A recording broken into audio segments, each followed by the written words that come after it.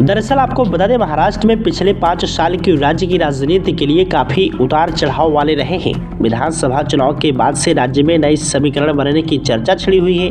हफ्ते में दूसरी बार अजित पवार और शरद पवार के एक मंच पर आने के बाद मंच में राजनीतिक पारा चढ़ा हुआ है। चर्चा हो रही है कि क्या वाकई में पवार फैमिली में आई दूरियां कम हो रही हैं। राजनीतिक विश्लेषक बड़े खेला की उम्मीद भी कर रहे हैं। दरअसल बीते दिन गुरुवार को पुणे में वरिष्ठ नेता शरद पवार और महाराष्ट्र के उप मुख्यमंत्री अजित पवार वसंत दादा शुगर इंस्टीट्यूट की बैठक में एक साथ दिखाई दिए।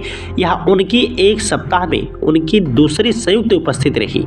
वहीं इससे पहले बारामती में आयोजित 2025 कृषि महोत्सव में एक मंच पर आए थे। उस अवसर पर चाचा भतीजे की जोड़ी ने एक दूसरे के बगल में बैठने से परहेज किया, जबकि शरद पवार की बेटी बारामती की सांसद सुप्रिया सुले और अजित पवार की पत्नी राज्यसभा सांसद सुनेत्रा पवार मौजूद थी और एक दूसरे के बगल में बैठी थी।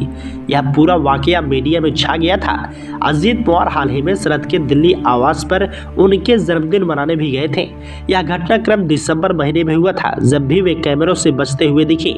इस मुलाकात की कोई तस्वीर मीडिया में नहीं आई थी। इसी के साथ आपको बता दें, पवार फैमिली में पिछले 20 महीने काफी टकराव वाले रहे हैं। जुलाई 2023 में जब अजित पवार शरद पवार से अलग हो गए थे, इसका असर चुनाव में दिखा था।